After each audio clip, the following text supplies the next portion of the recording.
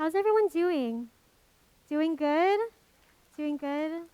Well, I just want to say that I'm really blessed to be here. I was a volunteer for API Women Lead 5 years ago, went to the first conference, and it's just amazing to see all these wonderful new faces. I'm really excited to be moderating this panel because all these panelists are people that I look up to who inspire me. And I kind of just want to take maybe do a little meditation just to kind of ground us. For me, conferences feel a little bit like my nervous system is all over the place. And also kind of echo some of Grace Lee Boggs' words that we heard earlier today. So I invite you to all close your eyes for a little bit. You know, take a deep breath, breathe in, breathe out. And I just want us to kind of hear these words from Grace Lee Boggs, a movement ancestor. And she says, as we've heard today, the time has come for us to reimagine everything. We have to reimagine work and go away from labor. We have to reimagine revolution and get beyond protests. We have to think not only of the change in our institutions, but the changes we have to make in ourselves. I invite you to take one more deep breath in, exhale out, and open your eyes. You are here. I'm so excited to be introducing these panelists. In this panel, we're going to be hearing from leaders who are doing the amazing work of reimagining everything and really working to make the world that we all seek to be possible, which is a world full of love and liberation and freedom, and how we can do the work of wielding our courage, like what Mia Mingus mentioned, in our own communities. And so I want to first invite up Liz Suck. Let's give a big round of applause. Welcome them and shower them with love. Hey! Liz Suck, she, her, grew up in the Bay Area with deep roots in deep East Oakland. What's up? She has a 25 plus year career in various nonprofit organizations in the Bay Area and currently sits on the board of Bay Area Parent Leadership Action Network, Real People's Fund, and California Calls. Let's give a little what, hey, nice. Next up we have Bernadette or Bernie Lim. Woo, see her? Bernie describes herself as a creator, healer, and warrior, and is the daughter of Filipinx and Toisanese immigrants. She is the founder and director of the Freedom Community Clinic and recently graduated from the UCSF School of Medicine. Yes, let's give a round of applause. Yes. And lastly, we have Nia Norn. Yay! Nia, yes, Nia, she, her is a queer, formerly incarcerated survivor and proud daughter of Cambodian refugee survivors.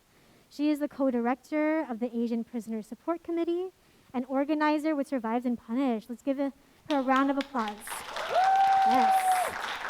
Awesome. Yay. So just to start us off, our first question, I wanted to kind of ground ourselves more in Grace Lee Boggs, but Grace Lee Boggs talks about we have to see every crisis, right, as both a danger and an opportunity. And so as we saw in the last panel, we are swimming in multiple crises, right? There's a lot of fuckery that was contextualized in the first panel, but at the same time, we are seeing new ways of being and transforming the world. And so we'd love to hear from you all. How are you reimagining how we change the world, either personally and in your social work, or social change work? And what have been the joys and challenges in doing this reimagining work? And so we'll start off with Liz. Thanks, everybody. I'm really excited to be here. I appreciate you. How many of y'all are from Oakland? What? Come on, y'all. Come on, y'all.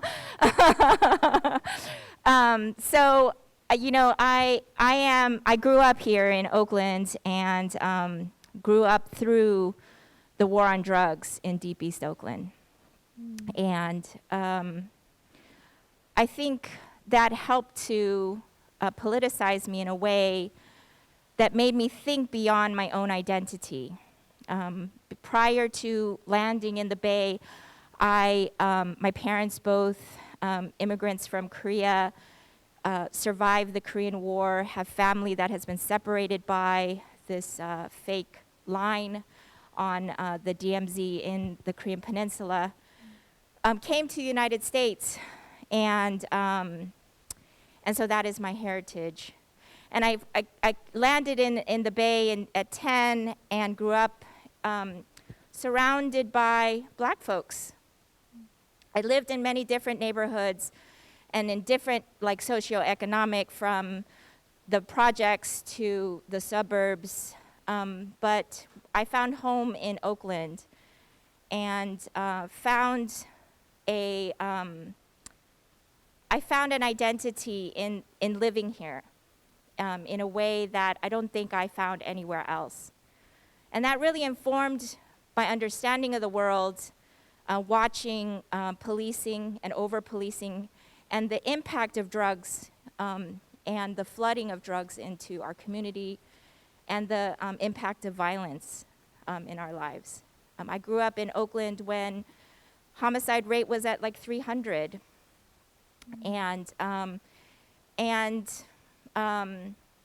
Many years later, as I moved through the world and went off to San Francisco State and grew up, hey, what's up? Anybody else from State? What's up?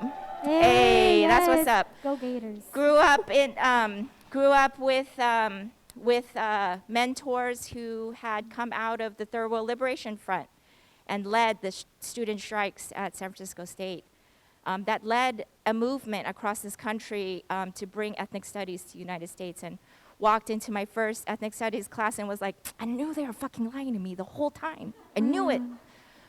And really got politicized there in a way. And through the many, many years of the work that I've done in many different organizing spaces and different direct service type of work, led me to the place I'm at.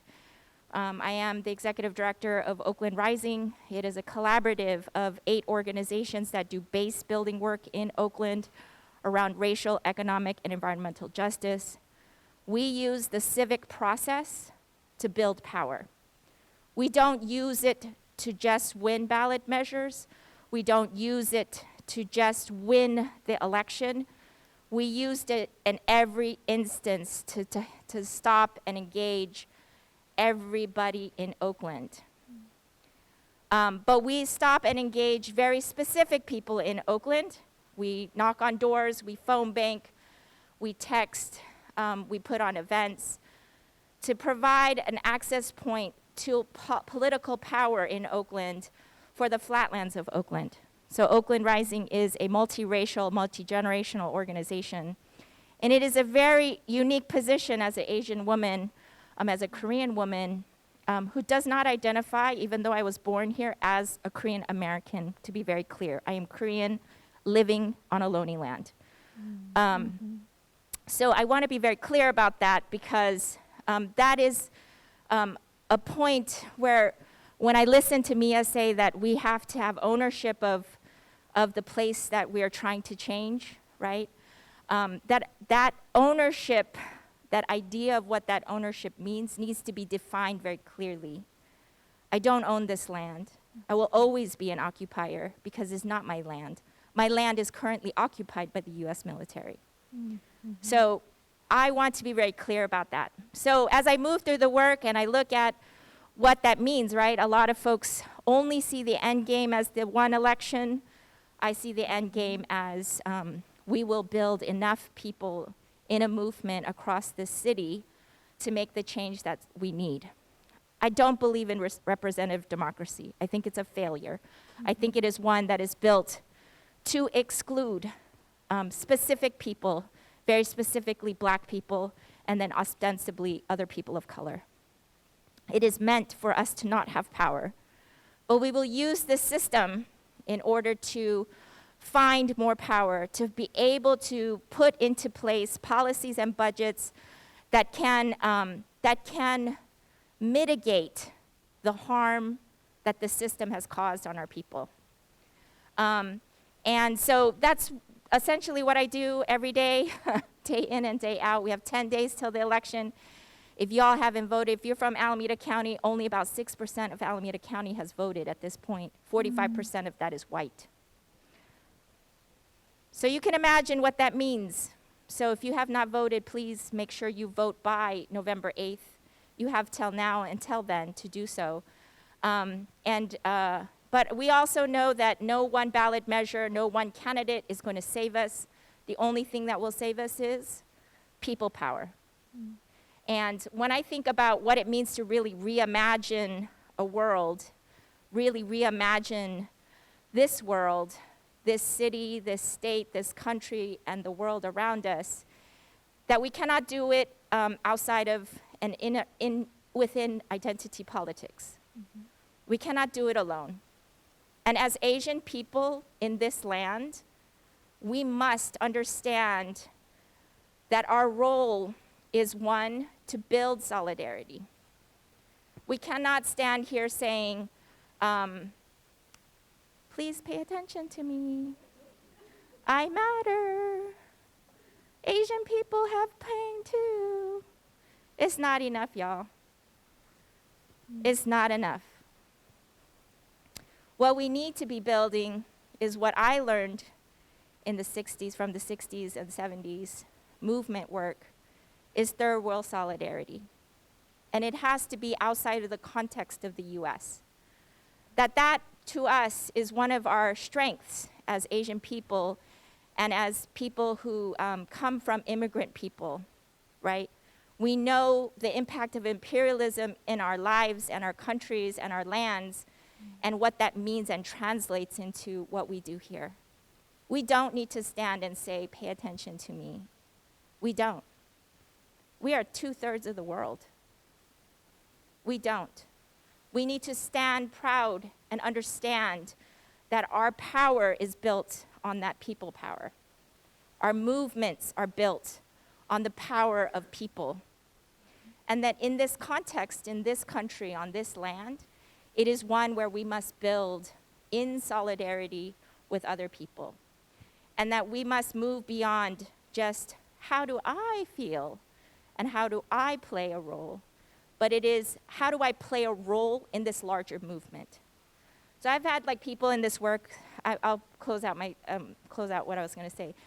But I've had people walk up to me and be like, hey, oh, you're Liz Suck. You're from Oakland Rising. And I'm like, yes. And they're like, I'm a big fan. That's fucking weird. That shit is weird, y'all. That's weird where we idolize individual people. I represent 8 organizations. I represent 8 organizations that have hundreds of thousands of followers and members, right? Like, I am just one voice amongst many. And then if I count the many allies that we work with, the many coalitions we partner in, that I am only one player in all of that. So I don't come to this movement lightly. I don't step into it lightly.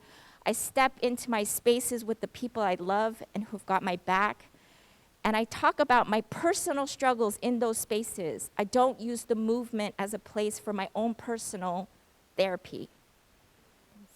I use it to play a role in the larger movement for racial, economic, and environmental justice.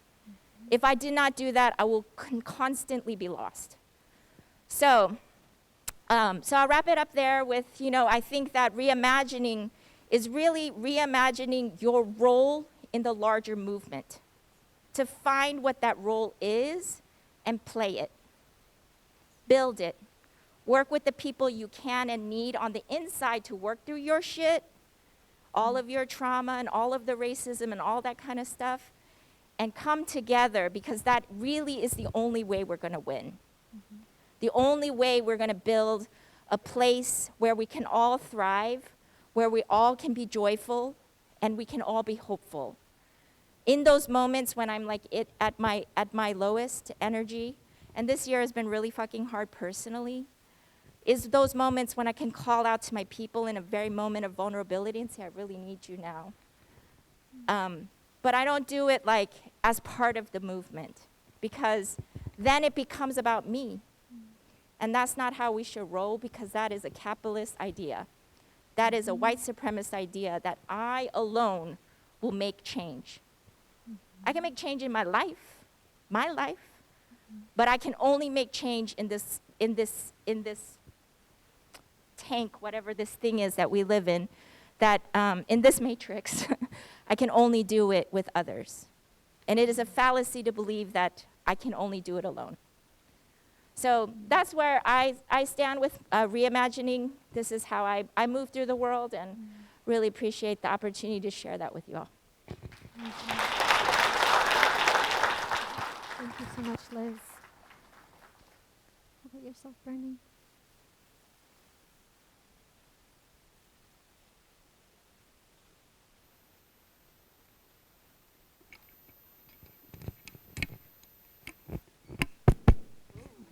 Wow. What's There you up, go. y'all? Hello? Can you hear me? Awesome. Thank you so much, Liz. It's such an honor to be on the stage with all of y'all. And what's up? It's just so good to be here. It's so awesome. And I just really love how, Liz, you really talked and you started with how your personal embodiment connects to your work. I think that's so critical for a lot of us. So again, my name is Bernie. A lot of people call me Bernie. I was Bernie before the Bernie Sanders thing. And I love to just call in who I am before all of these titles and expectations. So I always describe myself as a creator and a healer and a warrior. And those identities for me are at the center of everything I do, regardless if, you know, according to so many institutions, I'm a doctor, I'm a founder, I'm a director, but really at the core of it all is I create and I heal, and that's where a lot of my energy is given to this world. So for me, I am the first in my family to become a physician. I come from Filipino and Toisanese immigrant heritage. And as y'all know, that's the dream. That's the dream for our families, and they're like amazing. So for me, but the interesting thing is that I'm 28 and I have actually taken a very unconventional route in this, and instead of actually practicing Western medicine and going to residency, I've actually begun to really help facilitate and lead our whole person healing movement work with the Freedom Community Clinic. And this all really goes back into my story as to why did I even go into medicine, what do I mean by whole person healing, and what is really our work here in Oakland and the Bay Area. So for me, I went into medicine with an ethnic studies background and with just so much intention to really become a healer for my community. And coming from a family that has faced a lot of trauma within the medical system. My mom growing up, I grew up in the ethnic suburbs of LA, so a lot of Filipino and Mexican immigrants around us. And so she'd be like, girl, you're not going to the doctor. And I'm like, what you mean we're not going to the doctor? And she'd be like, if you're sick, we're gonna use Vicks Vapor Rub, we're gonna use 7-Up, and we're gonna use a Rose Caldo. Girl, we're not going to the doctor. Okay, 7-Up.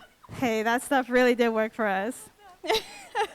So, right, and you know, I do gotta say that 7-Up really was medicine, and it did resolve a lot of those ailments, but for a lot of the really serious things that my mom had to go through, so a lot of reproductive health issues, she did have to go to the doctor. And those were very traumatizing encounters for her, and she actually had to undergo a very serious surgery where she basically couldn't have children anymore, and she didn't have enough understanding of English and also understanding of the medical language. So I would say those are really two big language barriers that that even severed her trust in the medical system even more. And the reality is that I'm sure for many of us, the medical system has never been healing for us or our communities. My mom's story is very representative of the story of us, of me, of especially a lot of Black, brown, and immigrant women and communities and gender non-binary folks. So with that, I was like, what is happening? Like, this is our dominant health system. What is really going on? So in 2017, when I came to the Bay, I went to UCSF School of Medicine as well as Berkeley in this joint program. And after I would learn about like the liver and the spleen and all these different medical topics, I would also be on the ground with community organizers, with Asian Health Services, with the Black Panthers, really, and even Filipino advocates for justice, really learning about the deep history and the roots of community activism and health activism in the Bay. And the reality is that I realized looking back on it that how did my mom heal from all of that trauma in the Western medical system? She actually did a lot of acupuncture. She did a lot of spiritual counseling. She also did a lot of hilot, which is a Filipino ancestral medicine.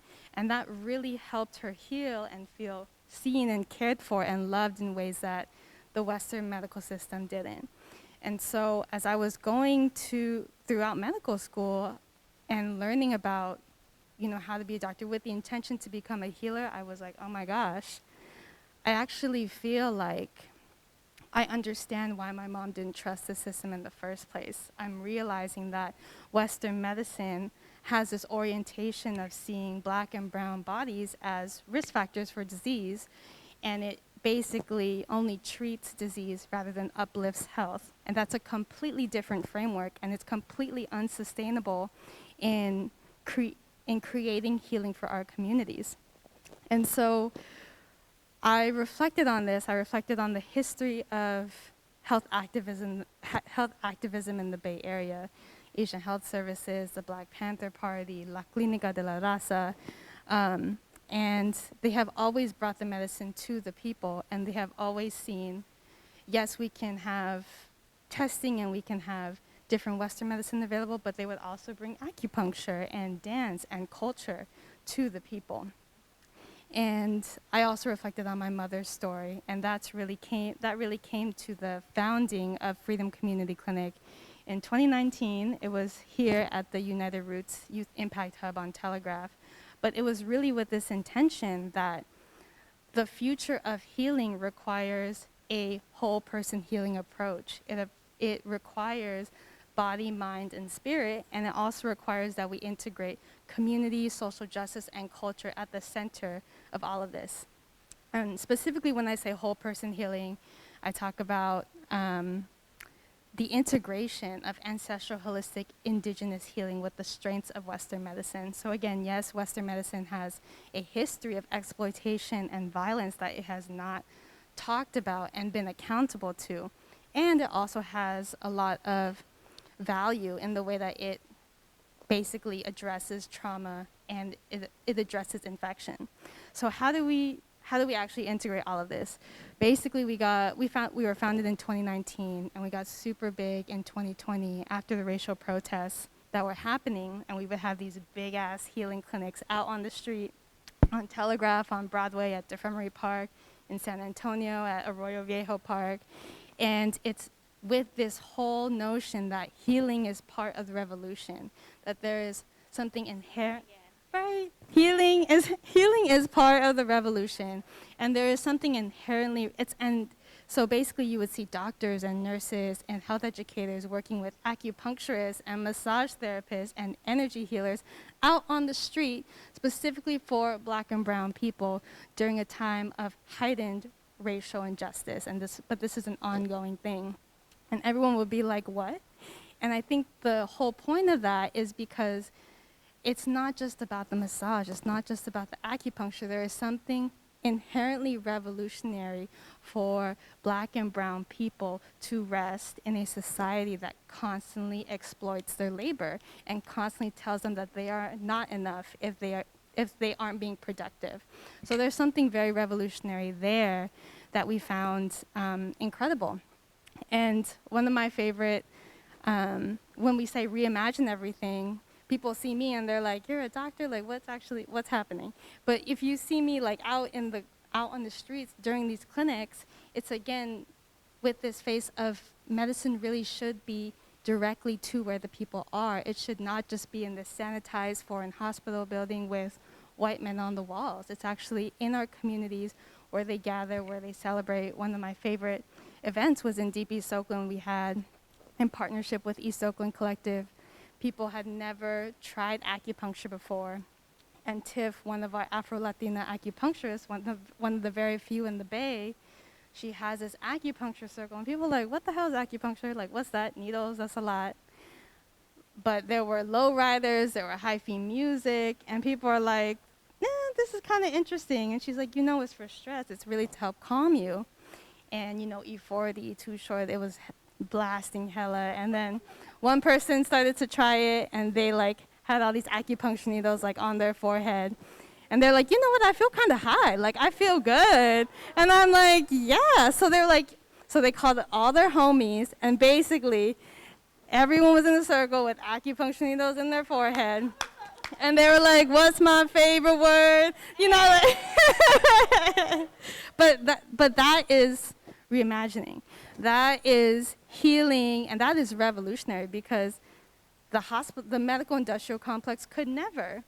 The wellness industrial complex, how we think that yoga and, sorry, this mask is really, how we think that yoga and so many of these wellness modalities are only boutique or they're only like super expensive, they're only for white people. These are actually the ancestral practices of our people. They have roots in Black and brown and immigrant heritage, so we are returning our medicine back to our people. And that's like what's so important about this work. So we've expanded a lot since 2019. We really were big in 2020. Now we have what we call community healing sanctuaries. In downtown Oakland, 32nd and Telegraph, we have a big partnership with UC Berkeley and Basic Needs Center, and we're about to open up in Fruitvale and International specifically for our Spanish-speaking communities there and mom-speaking communities. So it's all about bringing whole person healing back to the people, and yeah, that they're deserving of it. The joy has really been seeing how community is seeing themselves as at the center of it. So we have community healing locations as well as daily healing services, all at community scale. We have community healing clinics. We're at Berkeley Dia de los Muertos, as well as tomorrow we'll be in Fruitvale. And we are basically shifting cultures to now be healing-centered cultures, and getting very big partnerships with Berkeley and a lot of different universities to help shift that to what can it really mean to honor who we are. I would say, yeah, that's been a joy and also a huge challenge because organizing as you're doing this in times of crisis is a lot. And as I think for me, I'm learning how to really embody that myself. So when we say at our whole tagline at Freedom Community Clinic is healing is justice, healing is resistance, healing is freedom. And I realized, I was like, shit, I can't really organize and lead if I'm exhausted, if I am like numbed, and if I can't embody the healing that I want to give to community. And that shit's really hard. It's like very hard to decolonize from all of these stories and narratives, especially coming from you should always be productive or always be grinding, and seeing rest as part of that revolution. But for me, I've been able to really think about that. And so, yeah, it's just been a really beautiful, beautiful journey for me, because I remember my parents were like, yes, you're the first doctor in our family. And at the end of 2020, after clinical year, which is the hardest year of medical school, I literally said, I don't think I can do the traditional route. And they're like, what?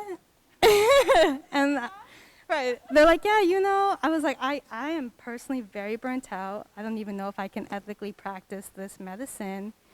And but we have these street clinics, and they're like, you have street clinics.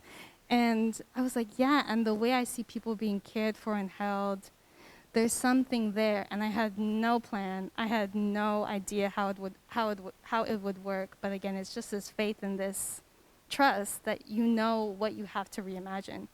So from 2021 to the end of now, for me, it's just been dreaming what that can be to have all of us help facilitate this movement for the Bay Area. And thankfully, after graduating, we've been able to onboard all 7 of our core organizers to really help facilitate this movement full time for the Bay, and people really looking and seeing how the Bay can be an example of creating new institutions of community healing for the people that are not dependent on the approval of white man's imagination in the medical industrial complex. We ourselves can establish a new standard of family medicine and community medicine. Culture needs to be part of that. Social justice needs to be part of that. And we are establishing that this is possible. And we don't need the approval of current institutions to make this change work and to make medicine accessible to our people.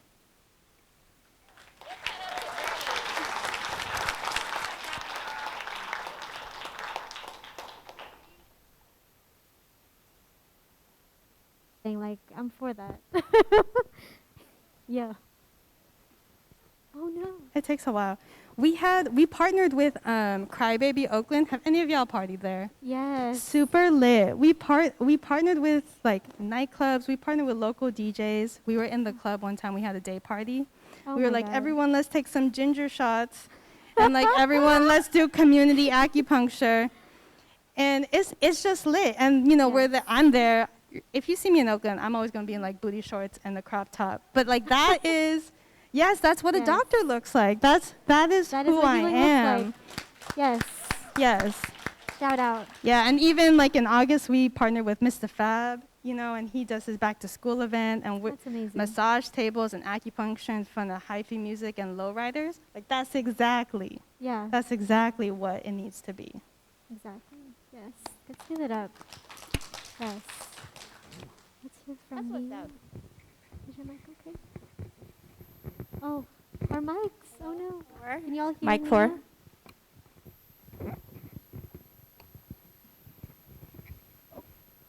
Hello. Okay, it's working. Okay, all right. Okay. Hello, everyone. Hi, how are you doing? Holding up okay? All right. Yeah, my name is Nia, she, her pronouns. I currently live in Lonely Land here in Oakland. I'm currently the co-director with the Asian Prisoner Support Committee. How many of you know about the Asian Prisoner Support Committee? Raise your hands. Yes, All let's right, give it up. awesome. So the Asian Prisoner Support Committee, I've been a co-director for about a little over a year, but a longtime volunteer member for about 5 years. And actually, APSC did help free me from ICE detention after serving 16 years. So therefore, I love APSC, and I hope that some of you that don't know about APSC can really get into the work and volunteer, and we always need volunteers. But I wanted to, again, first thank Catherine. Thank you so much for groundedness, and for Liz and Fern for really your wisdom and your personal touch with this. And I want to say also thank you to AAPI Women Lead for having this space for us, right? And this is really a powerful theme in which, how do we imagine, right, in the world that we want to create together? And really, I think throughout the whole day is also to me as earlier speaking, what role do we have, right? Because it will take all of us, right? All of us to imagine this world. It will not take one single person, but if one person can dream about it, and then these dreams really are the same dreams, then why not, right? We should be able to, like the path that's been opened for us, for me, for you all, right? Through histories, through the civil rights movement, really leaning on our leaders that have shaped the way for us, for me, right? That I'm here today. I mean, I'm really grateful for the 5 years I've been home. Since I've been coming home, this question is, I think about it every day. I actually thought about it when I was locked inside, right? How can what does freedom mean for me? How can I imagine it? How can I reimagine it? How can I manifest it? And really, I know that my freedom, people look to me to say, oh, you know, congratulations, how did you fight for your freedom? I said, my freedom was only possible because of a collective love and care from people, right? Individuals that really, some of them did not even know me, but however, they believed me, because for me, as definitely, you know, as a survivor of gender-based violence, right? As an Asian woman, who we know, historically, what are we taught, right? In the patriarchal, in a misogynist culture, in a country, in a world that really want to silence our voice. So while I was inside, I was able to find my healing through others, right? Similar experiences, lived experiences, and recognizing that I really lived in a really oppressive system. I did not become politicized until I was inside, because growing up, I didn't know my culture, my history. I just thought, I never understood why my parents told me, do not talk to the police, they're not to be trusted. I never understood why my mother, also a domestic violence survivor, why she was afraid to seek protection, help, even to talk about it, right? Because no, we know there's the stereotypes, the silence about things that happen within our families, we don't talk about it, right? The shame, how as Asians, the stereotypes that we are, we should be grateful for what we have for coming to the US, but we have to recognize the reasons why we're here in the US in the first place, why our countries were bombed, why we were displaced, right? Through colonization, through imperialism. We have to really tie in our own struggle around other Black communities and Hispanic communities that are also targeted, surveilled, harassed, incarcerated, detained, and deported. And I know sometimes when people think like I get overexcited when I do talk, and when I'm meeting lobbyists, or when I'm meeting a politician, I'm not afraid anymore, because there's nothing you can do to me from what I've experienced inside, from what the horrors that happened to me, from the violence in the courtrooms, from the law enforcement, things that I've witnessed, people that I've lost along the way from the time that I did, knowing that if I can have courage, courage is only given to me from what I saw was modeled to me, right? And it took a lot of courage and healing and trust in the people that were feeling the same way, that want the same liberation and freedom for me, for the next person, even for people inside, right? I think it always reminds me of Marion Cobba's, the great Marion Cobba, like, we have to do this till we free us, right? Yes. How do we free us, And we have to really, I'm sorry I missed like the earlier panel, right? I got 15 minutes of it, but I do feel like we have to not accept what is given to us in terms of the government, the systems, the choices that we have to really imagine what it is. How do we hold people accountable, right? People that have caused harm. How do we also, when we're talking about like Stop API Hate, also include incarcerated people, Asians, right? Migrant workers, sex workers. Why are we have to be critical of these systems, right? The oppressive systems, what they gave us. And we have to remember what these punitive, this carceral system were designed first in the first place, right? To oppress, right? Because they couldn't continue slavery anymore. Therefore, like, how can we continue to oppress Black people, right?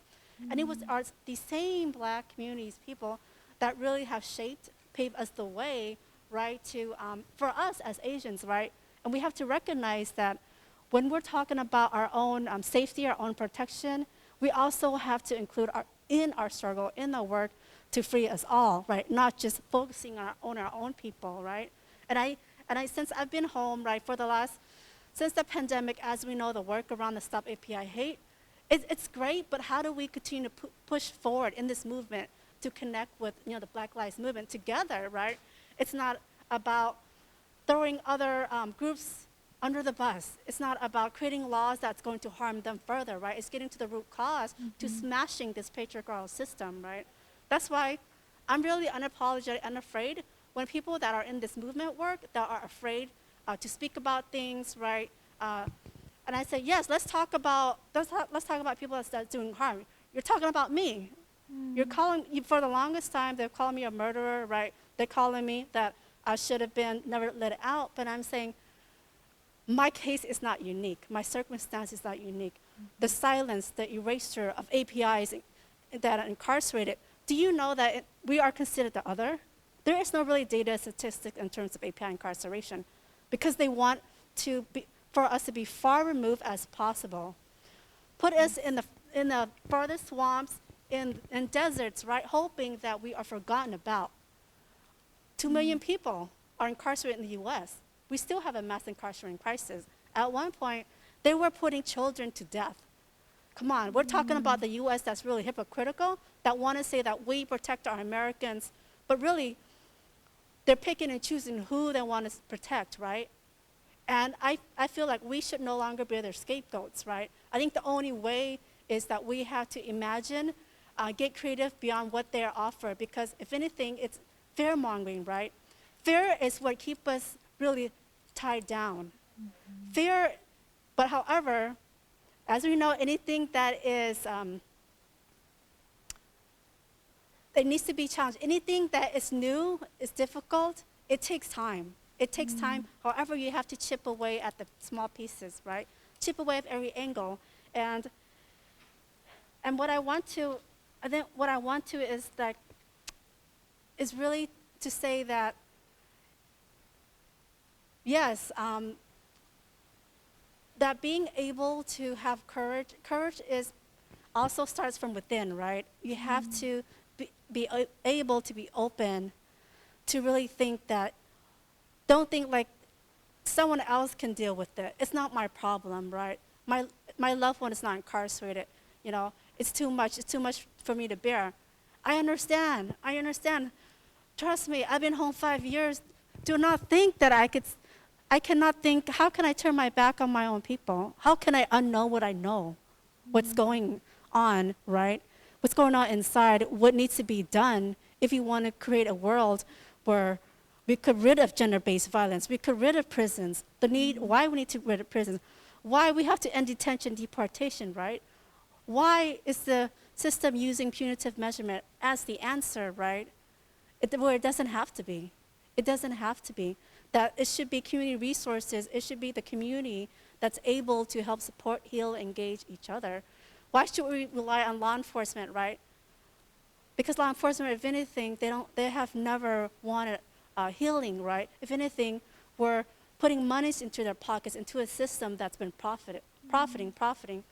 Imagine like when it comes to prison, billions of dollars spent on it. Imagine what if we could put these funds into a college education for our children, for our loved ones, for our future generations. And I really want to hone in that our lives is really dependent on it. And I go back to Grace Lee's box saying, like, we have to treat everything as it's like an emergency, that it's every opportunity that's possible, that everything, right, has to be done, because we cannot wait. When is a great opportunity? There is never a great opportunity. It's always when, how can we do it together, right? And I really, really do appreciate, I think this is definitely a great space to start, right? And if you haven't really, and I want you to be able to answer this question. I think the question I have is like, and I know Mia has shared it earlier about what role, right? What role do you have to play in this? Whether it be small, big, tiny, as educators, as scholars, as students, we all have our each special gift, our unique gift, right? It's just a matter of allowing yourself to really, the vulnerability. I know I'm sitting up here and I might sound like a broken word, but I repeat over and over.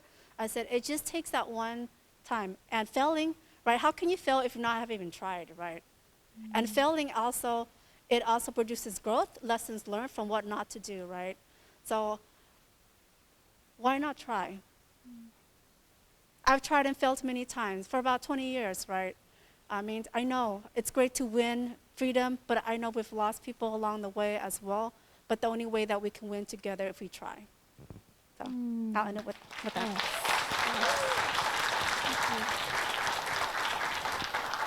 Can y'all hear me okay? It's a really good segue into our last question, which is, reimagining takes a lot of courage. There's a lot of fear that goes along with it, especially in a world that, limits our possibilities and our futures. And so I'm wondering, how can we practice reimagining in our own communities? So I'll start off with you, Liz. Whew. Yeah, I had sat down and on this question when it was offered to us like this whole week, and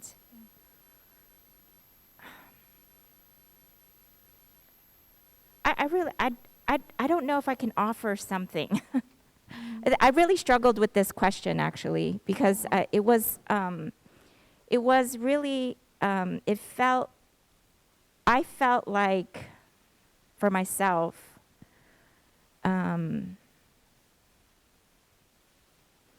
there was a place between like what I could offer from my experience and what would be true to you all.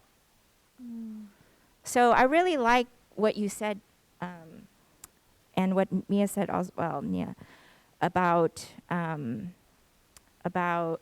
like finding your place and your role. Like, you know, like I have like 25 plus years of experience working in, you know, all kinds of organizations, from the bottom to the top. You know, like I sit on boards. I've also just like scheduled people's schedules. You know, like I threw out trash. And so when I think about like my experience around like finding my role, it really came from these moments where it was circumstance, and like the context of my life in that moment and what was happening historically in that moment. I know that a lot of people find themselves in these places where it's like this moment, like where it's an opportunity to jump in, right? And I'm 48. I'm about to be 50, y'all.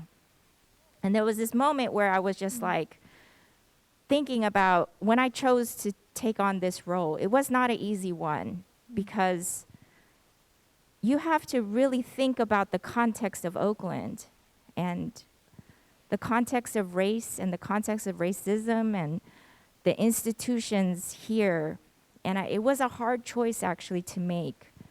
I really tried hard because I really believed to my core that this organization needs to be led by a Black person. But there was this momentum around where I was pushed into the place, and ultimately I had a choice. I had to sit there, and I sat for like probably a whole good 6 months fighting it off. Like, I can't do this. I don't want to do this. I really don't think this is where I should be. I don't know if this is, not that I don't think I shouldn't be there, but it was more like, there's a context here that if I put myself in this role, I'm about to get, like, people are going to come at my neck. And I really had to sit with that for a very long time. Because the minute you get labeled as a leader, the minute you people want to take you down.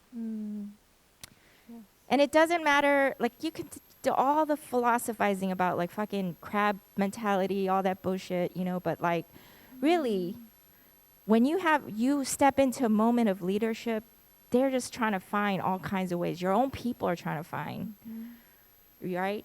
And so there is a moment where you really have to contemplate the impact of your decision. And when I think about like what I want to do next and how I want to do it and what it is that I know I have the power to do, the skill set, the knowledge, the like all of the things, right? I had to sit with that, and I had to like really push that shit aside, that voice in my head that's like, you're not worth it. 'Cause I'm fucking smart. Right? I'm smart. I know how to fucking organize shit. Right. Like, I could move in a moment. You're like, Liz, let's do this thing. I'm like, let's make it happen. Bam, bam, bam. Yes. And that shit happens. Yes. I know how to move stuff. I know how to connect with people. I know how to tell a story. I know how to I know how to do shit. I'm smart. Yes. And there's this moment where it's just like, is this me doing this to prove that? Or is this because I need to be in service to this movement? And then on the other side to that, then I got to a place where I was like, no, this is in service to the movement. The people I sat down with that asked me to step into this role, I leaned on the Black leadership of our organization, and they were like, "Please, will you take this role?" And I said, "Yes." So I took it on, and I I then was like, "Who are my people?" And was like, "Let me gather these people because I need to check in with y'all, like consistent basis." And like within the organization, outside of the organization, with my intimate people, like the people I love, I had to sit down with my kids and be like, "Your mama is about to take this role on. This is gonna be hard. You're not gonna see me a lot. You know, like there are moments we're gonna see a lot of me, and there's a lot of times we're not gonna see a lot of me. You know, you're gonna see me on fucking Instagram and on Facebook, and you're gonna see me on the news, and you won't see me at home. So what does that mean?" And so, but I leaned really hard into thinking about what I really believe. And I really believed that my kids weren't going to grow up just with my parenting. I believed that they were going to grow up in a community and that other people were going to influence their life. So I gathered all of those people together and was like, "I'm about to make this decision. How many of y'all can hold me and hold my kids?" And people said yes. And then I said, you know, within my organization, I'm about to take some shots. People are going to come at my neck. The minute I took on the interim director role, the name got put on after my name. I was like, "Can we not announce it? We don't need to do any of that shit," because the minute that happened, like people started coming at me. And you know, I know that a lot of folks in the movement have been doxxed. I've been doxxed.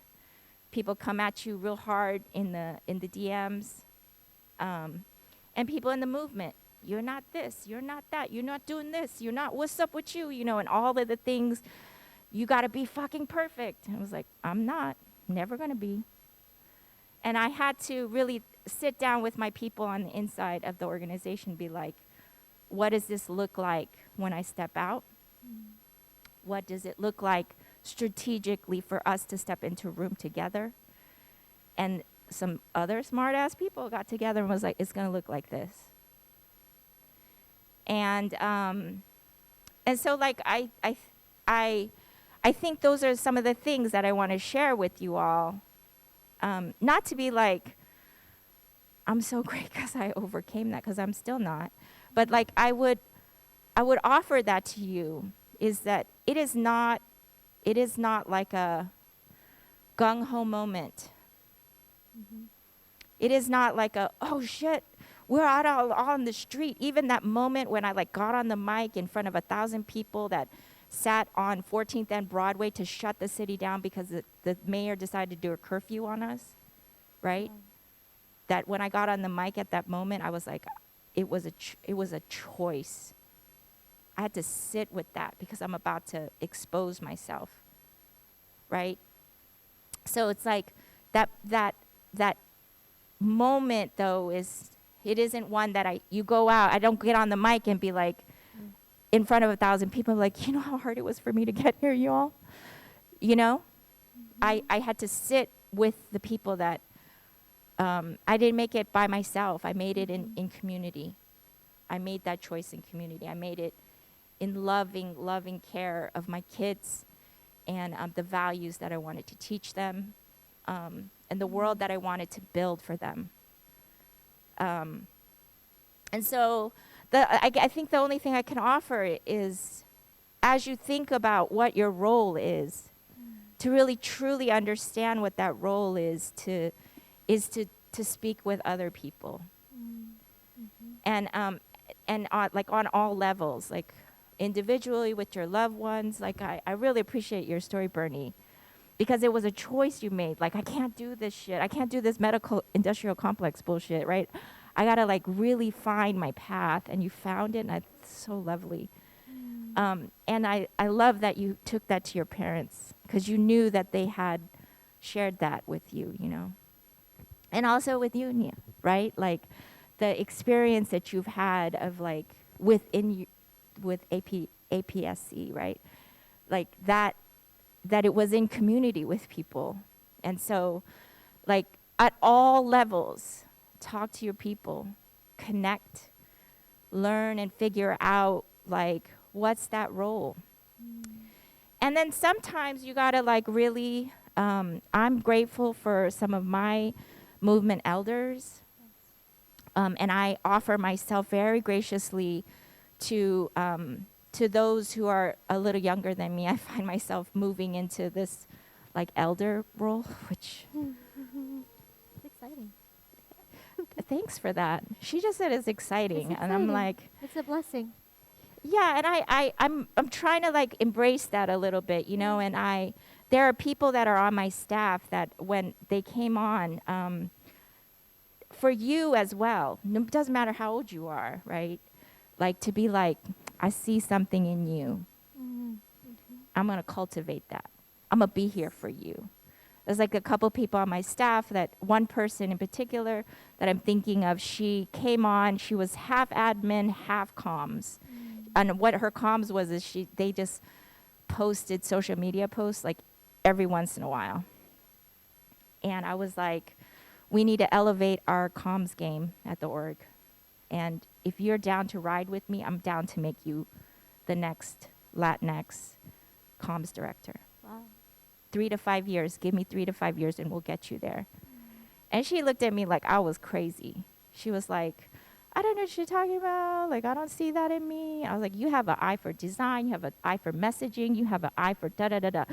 I laid that shit out for her. And then this year, she went from post doing all of our e-blasts to designing all of our social media graphics, to designing our voter guide. Took the first pass at writing that all up. Not an easy thing to do, y'all. There's fucking 10 measures in Oakland alone, right?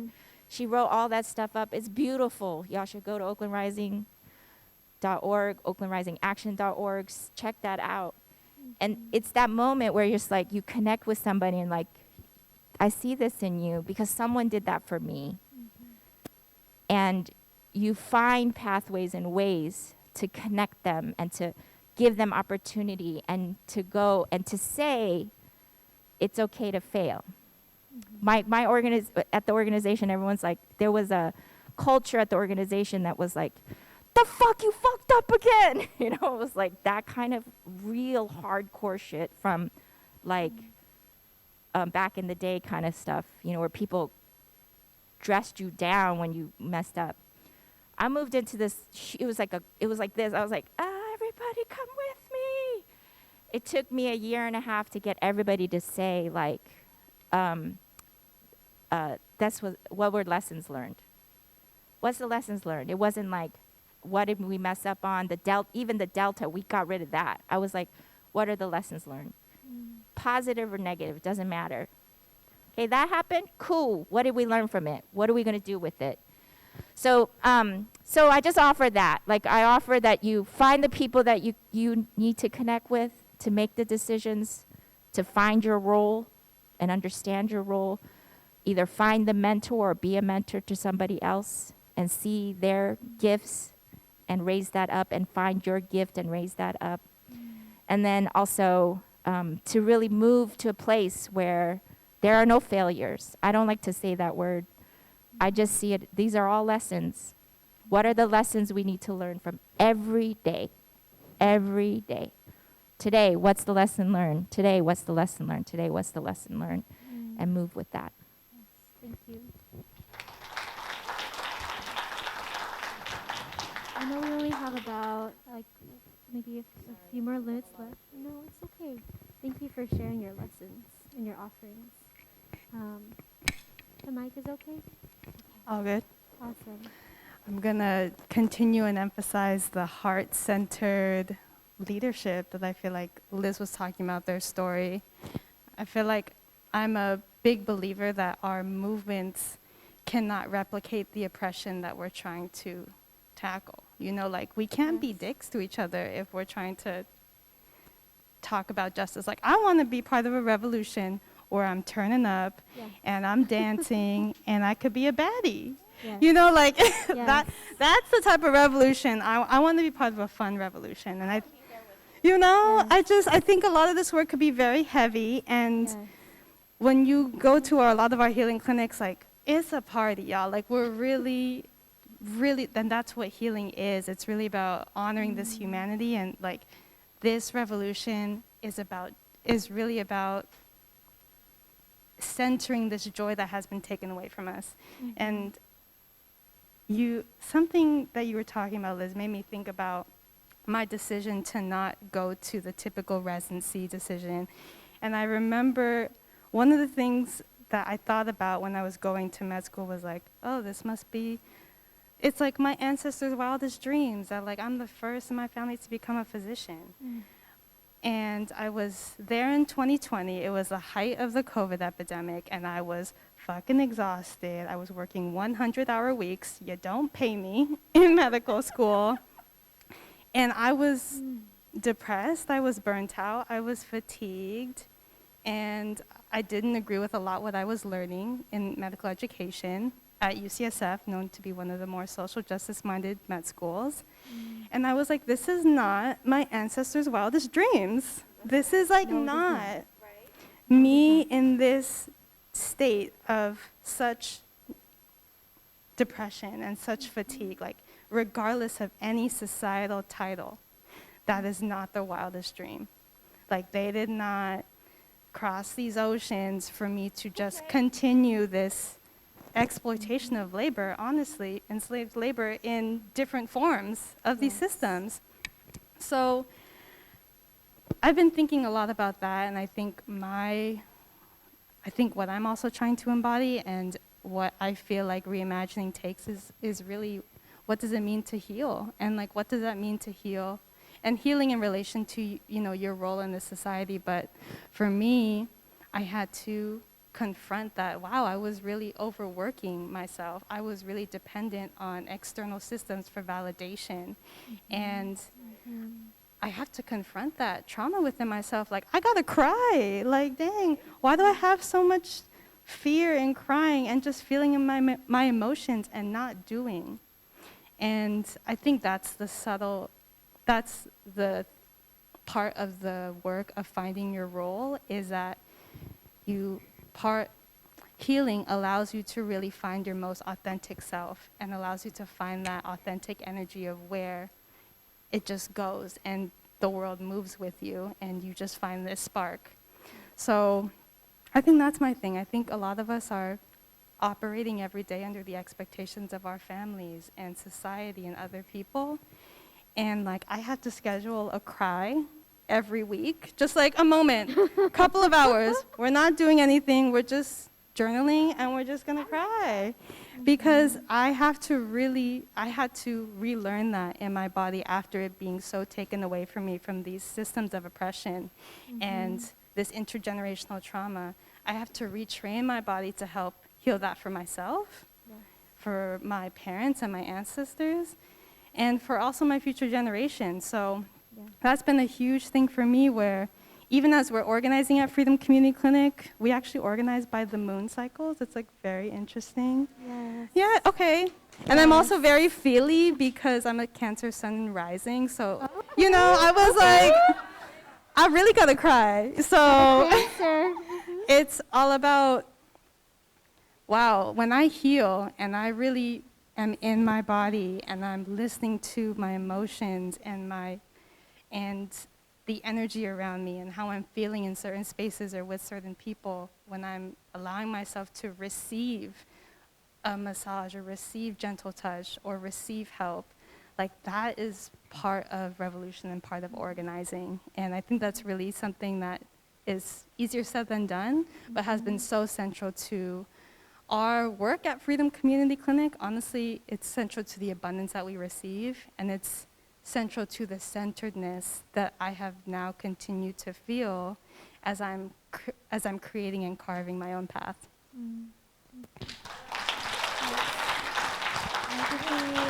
I'm getting the signal, but we'd love to hear some remarks from you, Nia, and then we're gonna close out after that.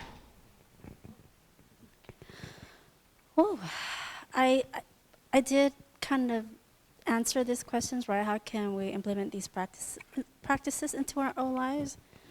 And I only can offer that what I'm doing for myself, from what I know. And Liz, you really touched this point where you're like, as someone that's a leadership role like myself, right? I think sometimes we're put on a pedestal, right, to model what leadership looks like or what we should do. How do we provide these answers when I say sometimes I don't know. We can figure it out together, right? And sometimes I think for me as an Asian woman growing up too, in a culture where you have to be a perfectionist, you have to get that A plus, you have to go to the best colleges, the universities, right? Excel beyond people. And let's be real, as Asians, we do that. Perfectionism is really sometimes what we strive for. That, as we know, it holds us back, right? But it's okay. We're perfect according to who? To who? Who are we trying to really please, right? I think also the question goes to, but it's actually okay. I feel great that I'm perfectly imperfect, right? That I was born into violence as family of refugees, that I was not born into privilege. And it's okay. Because of what happened to me, because how I grew up, I am who I am today and what I know what I can offer. And sometimes being a leader, it is a lot, it's hard work. But for me, what I like to do is really roll up my sleeve, and I forget sometimes I'm in a leadership role. And because I want to work alongside everybody. And then and actually when I was listening to Mia speak, and I kid you not, I wanted to, 4 main points, right? Because I think I want everyone to think deeply and ask yourself, and really to sit on it, right, when you go home, as you process this conference, to think about, as we all speak, like our roles. I am sure some of us are already thinking about, what can I do? What do I know? Who do I want to reach out with? Who I want to engage with, right? How can I volunteer my time? As a researcher, what can I research? How can I help our communities, right? But I really want you to think about the fear of failure. That was one of my main points, and I was just really shocked when Mia Mingus brought that topic up. I was like, wow, this is really what I know, that it is really holding us back. That I've held back for so long, right? Fear of failing my parents, fear of asking for help, right, when I was in an abusive relationship, fear because I was so caught up in people pleasing and not wanting to harm others, that I'd rather harm myself. But also at the same time, fear is alongside the word safety, right? When we want to stop feeling fear, we think about what is safety, how can I protect myself, right? Myself, others that I loved, and those around me. And you would do anything, right, to protect your loved ones. And this is the word of my co-director, Nate, which I love him dearly. He says, like, imagine if you treat every individual like your loved one. When you fight for their freedom, if you treat every person that you know as a loved one, as a family member, when you fight the best that you can to free them, right? Yeah, that's right. So think about that. Just because it might not impact you indirectly, but we're working for our future generations, for people to come, to create a world that we may not see it today in my lifetime or the next lifetime, but we have to start now. I mean, earlier was mentioned, like, we're reverting back into history where it's 5 years, right? And then since the Black Lives Matter movement, and then we're going post-Roe. That was shocking, right? And then what's happening in other countries of the world, like women are really fighting for their liberation, right? So I think from what we know, that we really have to, and then about confidence and determination, I know like for you to sit here today and from where you are, it is privilege, right? It is privilege. And really I want to encourage you to already know that it's inside of you. It's just a matter of pulling it out. Mm. And whether you need that talk and whether you need that affirmation and whether you need someone to assure you like, yes, I support you, go ahead and do that. Confidence, it's already inside of you. And again, I think Grizzly's blog that says that, right, that we have to see every crisis as both a danger and opportunity. We have to, because the world's not getting any better. And I think that it's really a perfect time, right? Perfect time is any time. Mm-hmm. Why should we wait a year or 2 years from now to see something to happen? Because it's going to happen when the oppressors, right, when they say this is what we need to do. And then when we look back on it, why didn't we do anything? Because we were waiting for one of us to do something, right? But do know that the oppressors, however they're working together, it's working. But we have to be smarter and really think, imagine.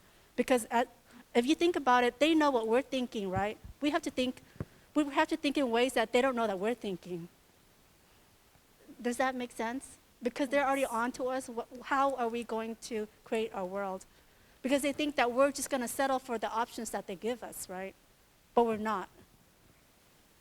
We have to be revolutionary to think beyond what we can imagine.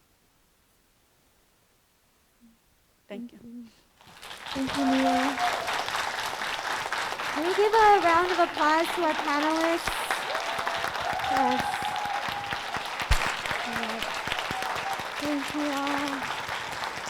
Oh my goodness. All right.